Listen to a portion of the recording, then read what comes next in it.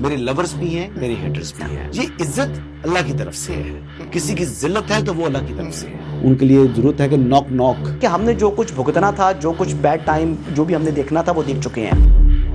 حسن ایوب خان کے تمام دیکھنے والوں کو السلام علیکم. ناظرین، بات کی جائے تو اڈیالہ جیل میں ملاقات نہ ہونے پر اس وقت جب ہم اس ولاگ کو ریکارڈ کر رہے ہیں تقریباً 7 بجے کا ٹائم ہے شام کا.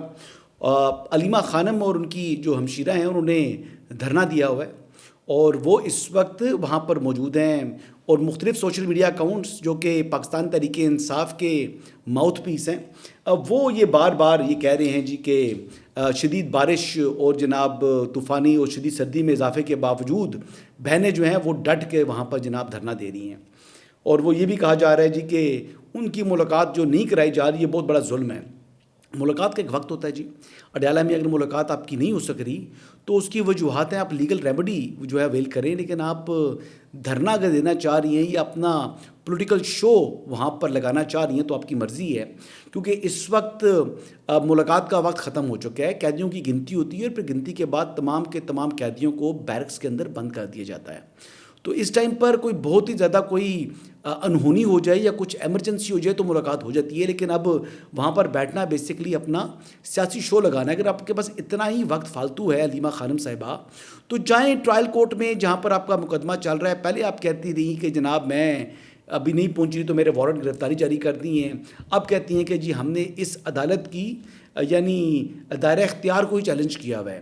عدالتوں کا احترام آپ اتنا کرتی ہیں اور دوسرا جو ہے وہ جیل کے دن جیل میں اگر آپ کی ملاقات نہ ہو جائیں تو پھر آپ عدالتی توہین کے پیچھے چھپنے کی کوشش کرتے ہیں اور یہی توہین کے پیچھے اب آپ دیکھ لیں کہ جو سلمان اکرم راجہ صاحب اور بیرسٹر گور صاحب بھی چھپ رہے ہیں. اچھا جی، اہم خبر یہ ہے کہ عمران خان صاحب کی ایک ہمشیرہ کو ان سے ملاقات کی اجازت مل گئی تھی آج. تو وہاں پر جب ان کی ملاقات ہوئی ہے تو عمران خان صاحب نے جو پیغام دے کے بھیجا ہے وہ پیغام ایک ہی ہے کہ حکومت اور اسٹیبلشمنٹ کے ساتھ پاکستان تحریک انصاف کا کوئی شخص بات یا رابطہ نہیں کرے گا. عمران احمد نیازی صاحب نے ایک بار پھر اپنی ہی پارٹی پر عدم اعتماد کا اظہار کرتے ہوئے اسٹیبلشمنٹ یا حکومت سے مذاکرات کے لیے 2 نام جو ہے وہ تجویز کیے ہیں. ایک نام ہے جی محمود خان اچکزئی صاحب، جن کے بارے میں وہ ماضی میں بڑے سخت لہجہ جو ہے وہ اپنا چکے ہیں، جن کی ایکٹنگ بھی کرتے رہے ہیں. اوپر وہ کہتے ہیں چادر کر کے تو بڑا جناب فراڈیا قرار دیا تھا ان کو، تو انہی کو انہوں نے کہا ہے جی کہ وہ اسٹیبلشمنٹ کے ساتھ مذاکرات کر سکتے ہیں. دوسرے شخصیت جو ہے وہ علامہ راجہ ناظر عباس ہیں. جو محمود خان اچکزئی ہیں ان کا تعلق پی کے میپ سے ہے، جبکہ علامہ راجہ ناظر عباس صاحب جو ہے وہ MWM سے ان کا تعلق ہے، تو مجلس وحدت المسلمین. اور یہ جو ہے وہ پی کے میپ ہو جائے یا MWM ہو جائے، یہ دونوں جماعتیں جو ہیں وہ نہ یہ ضم ہوئی ہیں پاکستان تحریک انصاف میں، نہ ہی تحریک انصاف کا یہ حصہ ہیں. یہاں اس وقت اپوزیشن میں ان کا الائنس ضرور موجود ہے. اب یہ کیا حکمت عملی ہے، اس میں کیا ان کا جو ہے وہ ذہن کہہ رہا ہے، اس میں کیا سیاسی چال ہے، بظاہر مجھے یہ اگین اپنی ہی سیاسی جماعت کے اوپر، اپنے ہی لوگوں کے اوپر عدم اعتماد کا اظہار ہے. ہاں لیکن شکر الحمدللہ انہوں نے ایک بار پھر جو ہے وہ اپنی پارٹی کے اوپر عدم اعتماد کا اظہار کیا ہے اور وہ یہ بات مجھے کہنے پر مجبور کی ہے کہ عمران خان صاحب کے نزدیک ان کی پارٹی کے اندر ان کے بعد کسی کی کوئی اہمیت نہیں ہے، نہ وہ کسی کو اہمیت دیتے ہیں، نہ وہ کسی کو مضبوط ہوتا ہوا دیکھنا چاہتے ہیں.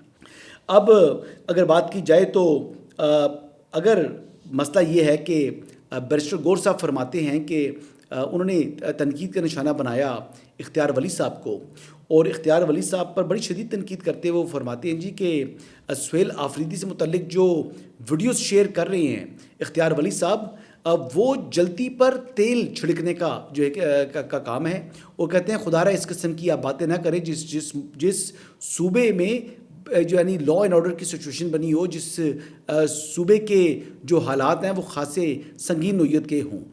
تو پھر سوال جواب یہ بھی بنتا ہے کہ بیرسٹر گور صاحب جس صوبے کے اگر ایسے حالات ہیں تو پھر اس صوبے کے وزیر اعلیٰ کو ہوش کے ناخن لیتے ہوئے اڈیالہ جیل میں ایک سزا یافتہ قیدی سے ملاقات کرنے کے بجائے اپنے صوبے کے امن و امان کی صورتحال کے اوپر غور کرنا چاہیے.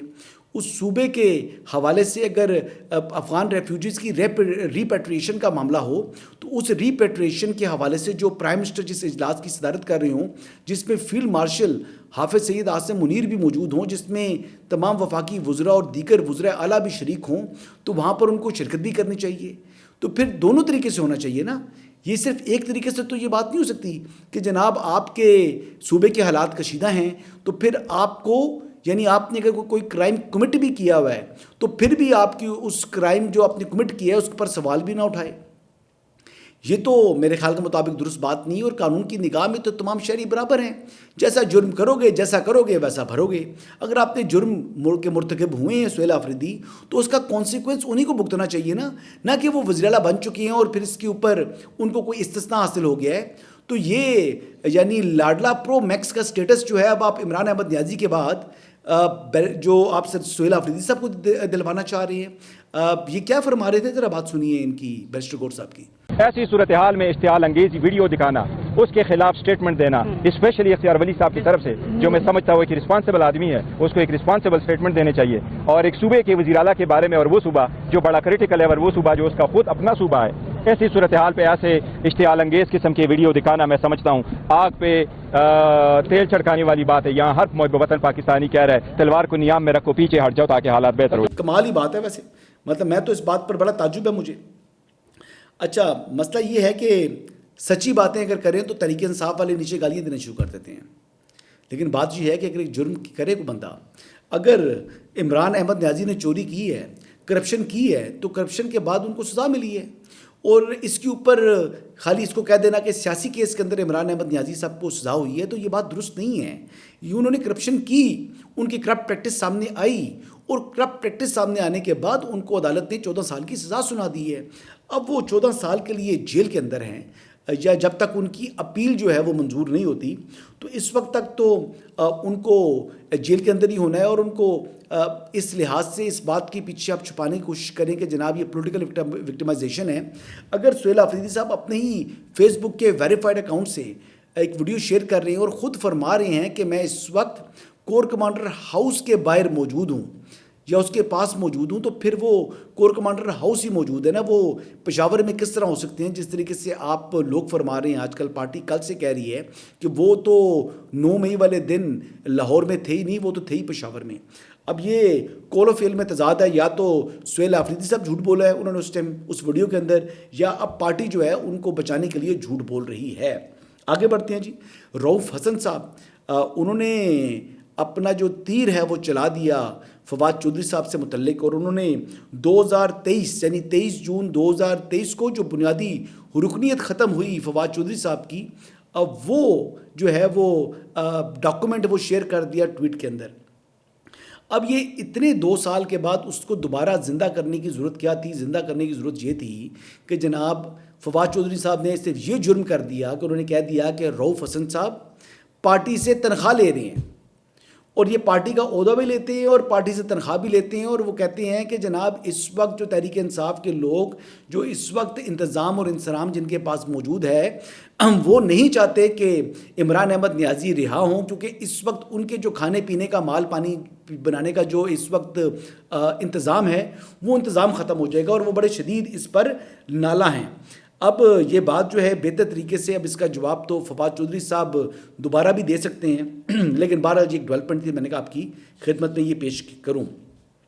اگلی بات یہ ہے کہ سہیل آفریدی کا ذکر کرتے ہیں کہ سہیل آفریدی صاحب آج گئے ہیں جی محمود خان اچکزئی صاحب کے ساتھ، اور علامہ راجہ ناصر عباس صاحب سے انہوں نے ملاقات کی ہے، اور اس پر جو سیاسی صورتحال ہے ملک کی اس پر وہ انہوں نے بیسکلی انڈر ڈسکشن لے کر آئے ہیں. اور 27ویں آئینی ترمیم بنیادی نقطہ تھا جس کو انہوں نے بیسکلی اپنی سینٹر آف جو کہتے ہیں کہ ٹاکس رکھا ہے. اب اس کو سینٹر آف ٹاکس کیوں رکھا ہوا ہے؟ کیونکہ پاکستان تحریک انصاف نے بظاہر 27ویں آئینی ترمیم کے خلاف اعلان جنگ کر دی ہے.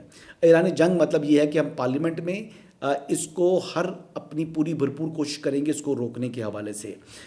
اس حوالے سے حامد خان صاحب کیا فرما رہی ہیں، آئیے سنتے ہیں. تو ہمیشہ بات ہو سکتی ہے.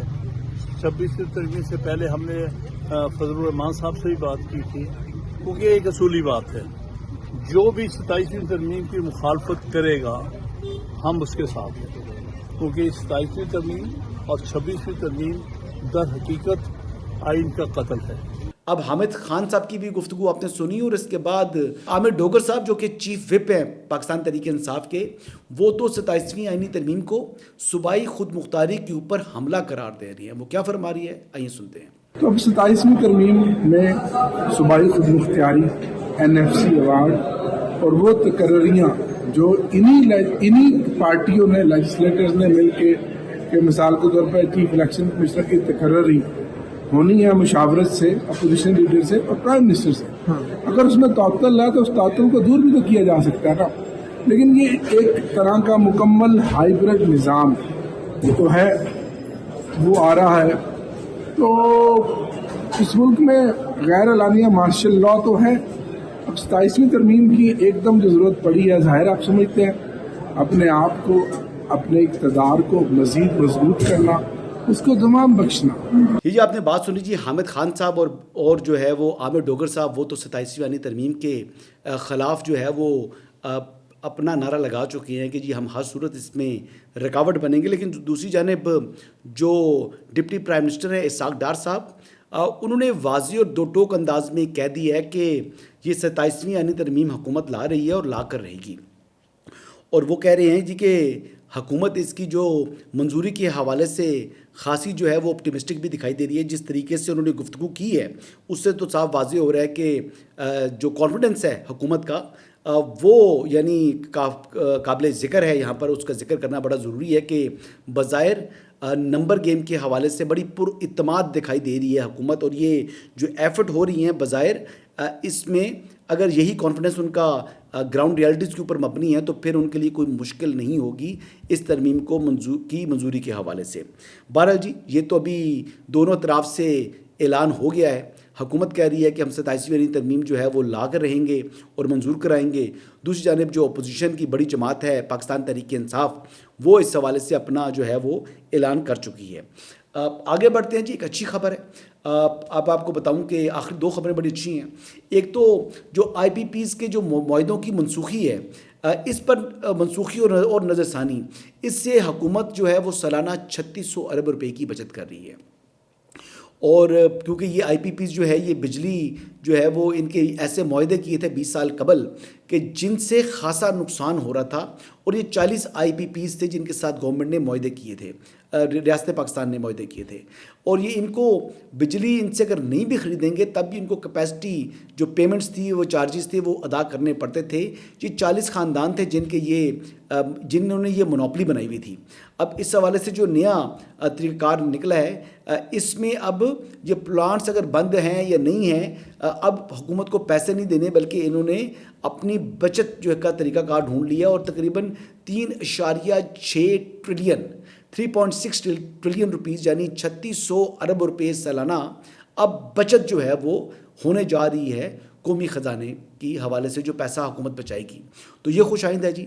और न्यूयॉर्क के हवाले से अगर बात करें तो न्यूयॉर्क के जो मेयर का इलेक्शन है वो सेंटर ऑफ अट्रैक्शन है इस वक्त इंटरनेशनल मीडिया की, क्योंकि ज़ोहरान ममदानी जो हैं, जो कि एक मुस्लिम हैं, जो कि एंटी इसराइल अपना उन्होंने स्लोगन रखा हुआ है। और ना सिर्फ एंटी इसराइल उनका स्लोगन है बल्कि रोटी कपड़ा और मकान का भी वो नारा लगाकर ये इलेक्शन के अंदर आए हैं। प्रेसिडेंट ट्रंप उनकी भरपूर मुखालफत कर रहे हैं, और प्रेसिडेंट ट्रंप उनके मुकाबले में यानी जो कि डेमोक्रेट्स का उम्मीदवार, इनके मुकाबले में जो कि ऐसा उम्मीदवार का इलेक्शन हार गया था एंड्रयू, उसको सपोर्ट कर रहे हैं। हालांकि वो रिपब्लिकन को अपने को सपोर्ट नहीं कर रहे। अब बज़ाहिर जो इस वक्त वोटिंग का अमल शुरू हो चुका है सुबह 6:30 बजे से, जो अमेरिका का वक्त है, और अब देखते हैं कि क्या वो जीत सकते हैं या नहीं जीत सकते। लेकिन ज़ोहरान ममदानी ने अपनी इलेक्शन कैंपेन के अंदर जो मौजू रखा है, जो उन्होंने नारा लगाया है, वो उन्होंने कहा है जी कि वो पब्लिक ट्रांसपोर्ट को मुफ्त कर देंगे। अब देखते हैं कि अगर वो मेयर मुंतखब होते हैं तो वो पब्लिक ट्रांसपोर्ट को मुफ्त कर सकते हैं या नहीं कर सकते। दूसरा उन्होंने कहा है जी कि जो लैंडलॉर्ड्स हैं वहाँ पर न्यूयॉर्क के अंदर, आपको मालूम है कि प्रॉपर्टीज़ बड़ी महंगी हैं, किराए बहुत ज़्यादा हैं, तो उन्होंने कहा जी कि उनके जो टेनेंट्स के राइट्स हैं इसको वो इंश्योर करेंगे। तो इस पर उनको खासा जो है वो मकबूलियत मिल चुकी है, और बज़ाहिर उनका जो इलेक्शन है वो खासा बेहतर है। इस वक्त तक जब आपसे ये वीडियो रिकॉर्ड कर रहा हूँ तो तकरीबन 11-12 लाख वोट कास्ट हो चुकी हैं और उसमें ये बताया जा रहा है कि अक्सरियत वोटिंग जो है वो ज़ोरान ममदानी के हक़ में जा रही है, लेकिन प्रेसिडेंट ट्रंप इनके ख़िलाफ़ जो है वो इस वक्त सरगर्म है और वो नहीं चाहते कि ज़ोरान ममदानी जो हैं वो किसी सूरत भी मेयर बन सकें न्यूयॉर्क के। न्यूयॉर्क को जो है वो कई लोग जो है वो ये कहते हैं कि वो फाइनेंशियल कैपिटल है अमेरिका का, और वहाँ पर जो ज्यूज़ हैं वो ख़ासा इन्फ्लुएंस रखते हैं, लेकिन वहाँ की जो जनरल पब्लिक है वो उनको ज़्यादा पसंद नहीं करती, वो उनको समझती है कि वो ही इस मुल्क के ऊपर जो है वो गलत पॉलिसीज़ जो है वो लागू करवाते हैं। बहरहाल जी देखते हैं कि क्या नतीजा बरामद होता है। नताइज कल तक जो है उम्मीद है कि मुरतब हो जाएंगे, लेकिन इस वक्त तक अगर बात की जाए तो ज़ोरान ममदानी साहब की पोजीशन खासी बेहतर हो चुकी है। कल इंशाल्लाह जी दोबारा आपकी खिदमत में हाज़िर होऊंगा। इजाज़त दीजिएगा। अल्लाह हाफ़िज़।